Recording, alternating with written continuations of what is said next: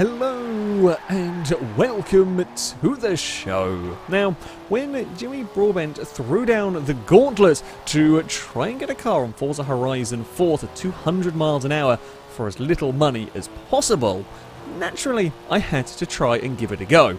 The budget in question? 26,350 credits. That is not much money at all. When it comes to speedrunning, getting up to that mythical 200 mile an hour mark, you need three things. One, a lot of space. The motorway likely to be the best place for that. Two, a lot of power. And three, good aerodynamics. A car that is very slippery through the air doesn't actually need all that or as much power, certainly to get up to high speeds. Likewise, a car with terrible aerodynamics can get away with higher speeds with a brutal amount of power. However, with the very tiny budget that we're working with here, that was going to be difficult. This TDR Speed 12, for example, has no problem getting to the 200 mile an hour mark. It has some 800 horsepower and, yeah, pretty decent aerodynamics, fast car in a straight line. The 26,350 credits included the cost of buying the car as well. We couldn't use free cars and auction house cars for this. Now, I was pondering as to what vehicle to use, and this is a challenge I have done. Back in Forza 6, I tried to find the cheapest way to get to 200 miles an hour. The winner was a Porsche 944 Turbo. However, the economy is an awful lot different when it comes to Horizon 4. The 944 that I used is 35,000 credits on its own. Just the car alone is 35,000 credits.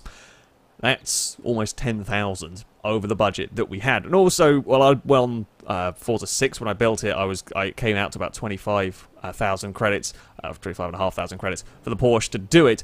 When we were doing it there, we weren't allowed to be using a tow. For this, the rules on the vehicles were a little bit different. The cars could be towed, so you could be slipstreaming behind somebody, but you were not allowed to be pushed. My normal favourite cheaty way of getting around sort of things. The vehicles couldn't have engine swaps, however, no engine swaps are cheap enough for that to ever really be usable in this anyway, so yeah, we weren't allowed to swap the engines. And again, there were vehicles that would be very close to 200 miles an hour. This BMW M5, for example, was one that initially crossed my mind, but again, this car is too expensive. Same price as the Porsche, the 944, at 35,000 credits. Of course, on Forza, the M5s, the BMW M cars were already limited. On its own, without any slipstream, we were going up towards the 190 mile an hour mark. This car will do 100 miles an hour, 200 miles an hour, sorry, I have no doubt, with a slipstream, but it won't be doing it quite on its own, and it's too expensive anyway. We were also allowed to use downhill sections, so that's why that bit of the motorway is going to be the popular part. The car that we were beating, or trying to beat, was the Monaro. I'll be honest, it's the sensible choice. It is by far and away the most sensible choice for this. Fantastic value for money at 25,000 credits for a lot of car, a lot of power, and decent aerodynamics. It's a tough vehicle to beat, and I set myself, when I was going to do this, I refused to use the Monaro and try and get less upgrades or something on it to make it beat the price. I wanted to use something different to try and beat the Monaro, because, yeah, this is the sensible car. At the end of the day, this is the sensible car. It's not that far away from 200 miles an hour from standard. And it didn't give me much options. This budget is ridiculously tight. So, can't use free cars, can't use auction house cars. The options are you either buy a car at 20,000 credits or at 25,000 credits. They're pretty much what you get. And for 20,000 credits, you don't get much. There's a lot of chuff that's not going to be any good. The R32 Golf is decent, but will be too far away for, 6,350 credits. Your options are the GTO or the VX220. That's it. Those are your options at the 20,000 credit mark. The RX-7's up at 25 grand. There's an S2000 at 25 grand. The Focus RS is at 25 grand, but that gives you such a tiny amount, the M5 even, gives you such a tiny amount of money to work with. And a lot of these cars, are going to be absolutely no good. You could get this 200, but you'd need a lot more money. In the end, I settled for the GTO, figuring that the GTO at 20 grand would give me that little bit more money to play around with. It has more power than the VX220 to start with. Yeah, the VX220 is lighter. It might be slightly better aerodynamics, but we need some power as well. We need the power to be able to get up towards that 200 mile an hour mark, which is why I opted to go for the GTO. Now, my finished build with this car came out at 26,000 300 credits. Yes, it is only 50 credits less than the Monaro that we were trying to beat, but importantly, it was less. I upgraded the turbos. Now, the car comes, stock is a twin turbo system. I upgraded that to the race turbos. That puts it up to 440 horsepower. It's a respectable amount of power, certainly, in this car. There was also one stage of exhaust upgrade, and I actually spent money on bodywork. The side skirts and rear bumper might look hideous, but they reduce drag, and that is an important thing. Less drag means we can get to a little bit higher top speed, and we are going to be talking about miles an hour mattering here, so a bit less drag was going to be needed. The first thing to try and do was to see, well, how the car would go on its own. Ultimately, if we could get to 200 miles an hour in this spec, I'd take some parts off and then try again with a tow. This part of the motorway in particular is going to be the bit that's important, because it's downhill.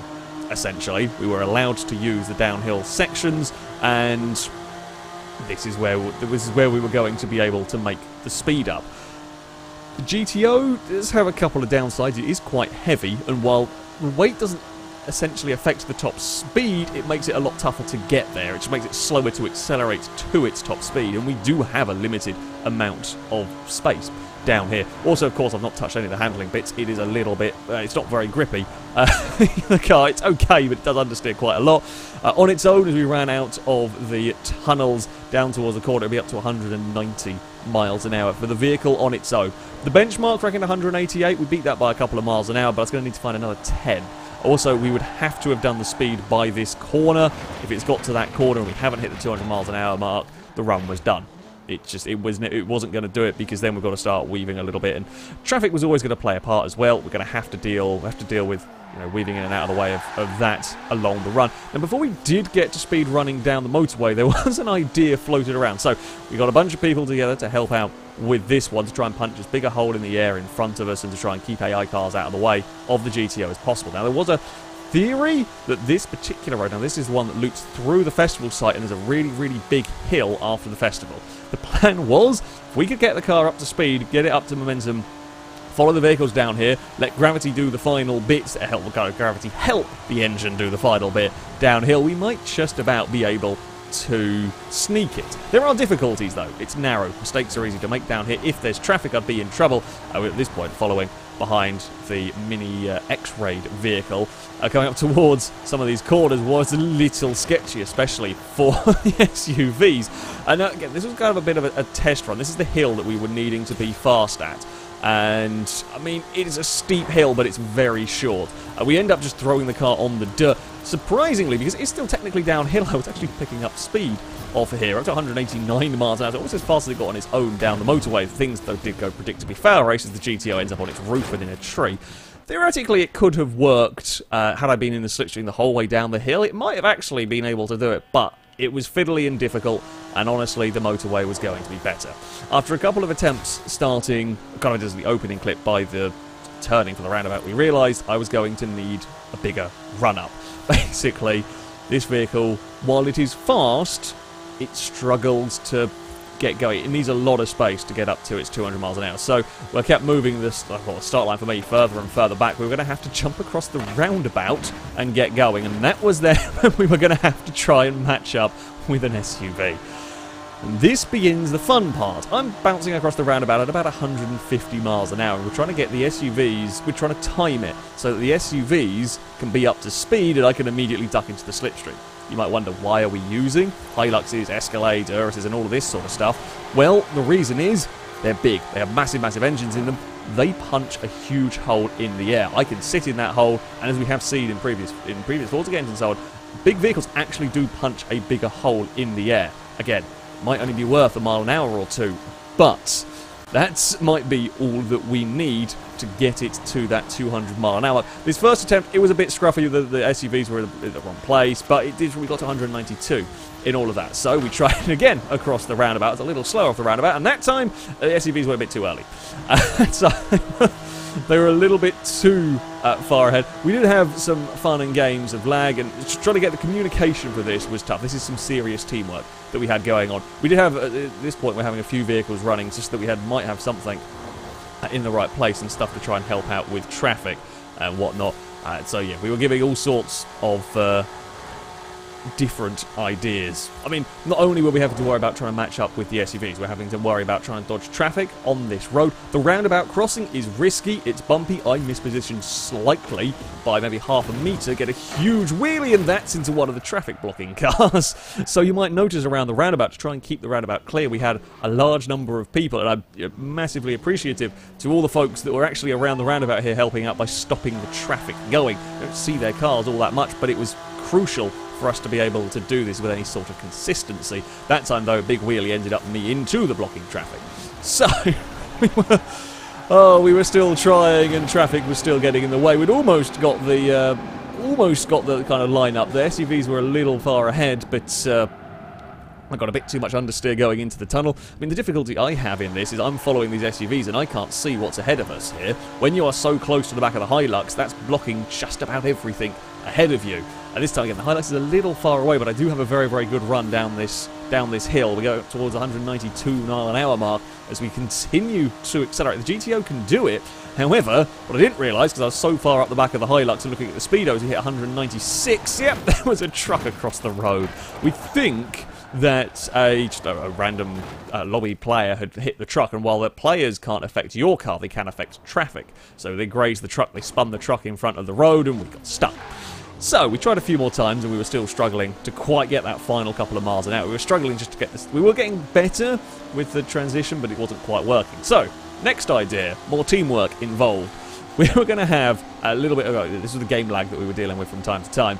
That's not the video frozen, that was Forza having a bit of a whoopsie moment. And that freezes my car. It keeps its momentum when it unfreezes, but it confuses everyone around going on, so Pig had to kind of stop and wait for us.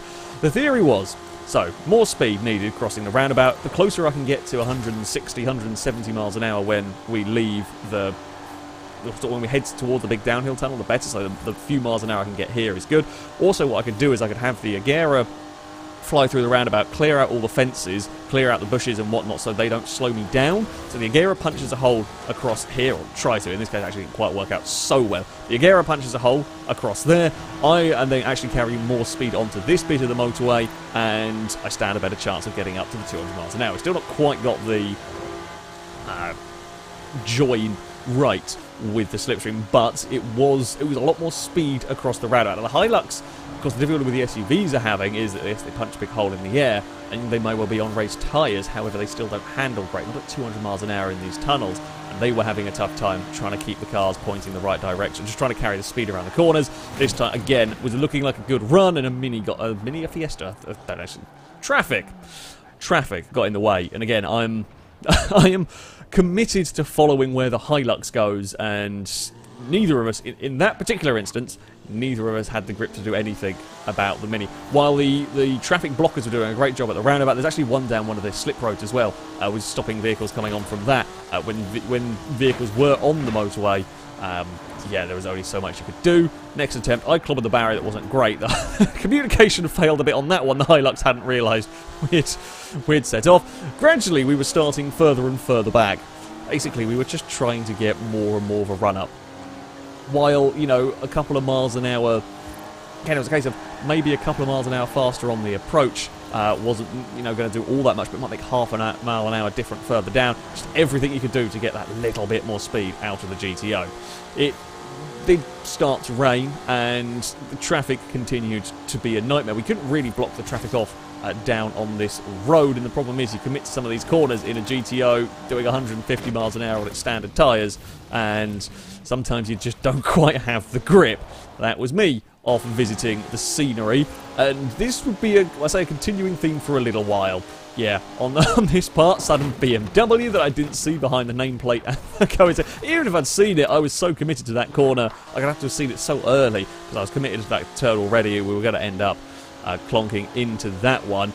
Yeah, buses. Well, we could avoid buses to an extent, although, well, I was trying to go around the bus knowing there was a bus there, and that there was no grip for that one. So, that didn't quite work either. It was not easy. It was certainly not easy. We were eventually starting to get the hang of this. We'd just about got the timing. I mean, kind of a few practice runs with the Agera coming across the roundabout. It's easy to set up with the Agera to set up the sort of time at which the Hilux needed to get going. So we were just about figuring out everything. As I said, this might be some of the most teamwork we have ever done for a fail race video here as we weave our way towards the speed trap. Traffic wasn't ideal on this particular run, but this is thankfully a nice shallow corner. I lost a little bit more speed through there perhaps than you would ideally have, but we're around the outside of the bus. We sat nicely in the slipstream of the Agera. Now the plan for this one was the Agera was going to stay in front of me to hit 160 onto the roundabout. The plan that we were going to go with, if the Agera kept control across the roundabout, the Agera was going to stay in front of me. If the Hilux hadn't got going well enough, the Agera would push the Hilux. No rules about pushing the drafting cars, and then we could transfer over to have the GTO following the Hilux. As again, the Hilux makes that bigger hold in the air. That was the hope that we could stay with that. But the Hilux still has issues around these corners, and it gets just a little bit, just that tiny bit wrong. I get slightly to the inside of it because I can't go behind it. If I hit it, I'll lose my momentum, and that will screw us. However, we have got in the tow down the hill. We're up to 194 miles an hour again, and this is where we start going, but we're really, really running out of time. It's 197 behind the Hilux, but then we get to the corners, and by this point, if we've not done 200 by that point, it's game over, because we can't take the speed needed through this one. Certainly the Hilux can't. I struggle. I can do it if I get it perfect, but I struggle around there as well. So that was the run done. We thought that was going to be the one. We got so very close, but it was not quite to be. And this is where we kind of gave up with the SUV plan. The truth is, well, yes, they will theoretically punch that slightly larger hold in the air. They couldn't hold the corner speed. They just couldn't hold the corner speed through the tunnels, or they were very difficult. It was very difficult for me to follow them through the tunnels. They had such a hard time, and I couldn't adjust because I didn't have very much grip either, that we couldn't sit in the slipstream of the SUVs the whole way down, and I needed to. Basically, if we were going to do it, you needed to be in the slipstream the entire way down. So we'd seen that the Agera had got across the roundabout without too much trouble last time around. This run, we were going to just sit behind the Agera the whole way, not worry about transferring over to the SUV, and hope that the draft behind the Agera was going to be enough for us. Head up towards the roundabout. I actually get such a big run. I surprised the Agera. It's not the best of runs across the roundabout. It's only by a couple of miles an hour. It's not the best, but yeah, we had a very, very big run. It's incredibly difficult for both of us. If you've not tried doing this sort of speed running before, it is incredibly difficult for the car at the front. In some regards, it might be more difficult for the car at the front than the car in the back, because Impega's having to look forward and backwards almost constantly. He's got to look forward to make sure it doesn't end up in a car, but constantly look backwards to see where I am. If he needs to be a little faster, if he needs to be a little bit slower, to let me catch up. And we are absolutely hooked on the back of the Coinstag as we run down the tunnel, and that is what we needed as we cross over the 200 mile an hour mark. We actually get to 202. I get a good run, and Impega was just a tiny fraction slow on the outside. We could potentially have got even more speed out of the car. So it turned out the SUV tactic was a waste of time and us massively overthinking things. It was a fun thing to try, and again, the theory was sound, but it just the cars were not quite handling well enough. Turns out all you needed was an Agera to give us a tow down there. A fair bit of wasted time, but some seriously good teamwork going on with all of this. So we did it. The Mitsubishi GTO could manage to go 200 miles an hour for 50 less credits than the Monaro. Truth be told, there would be potentially even get it for a couple of hundred less. The bodywork was 100 credits each for a side skirt and a rear bumper. Remove those, and you could potentially still have cracked the 200 mile an hour mark, but we did the goal. The goal was less, and we managed to beat that one. So the GTO did it. It was looking difficult for a while. We weren't sure it was going to be able to do it, but yeah, it was a lot of fun challenge. I always love these challenges. We've done many. All sorts of silly things like this in the past. This was a tough one because really, on the face of it, the Monaro is the sensible option. The Monaro is the one that you would go for this kind of thing. However, the GTO is capable. Big old tow and a lot of work, and as I said, a big thank you to those blocking the traffic to actually make it achievable for us, or make it as easy as possible. It still wasn't easy, but making it much easier to fly across the roundabout and so on for all of that. There we go.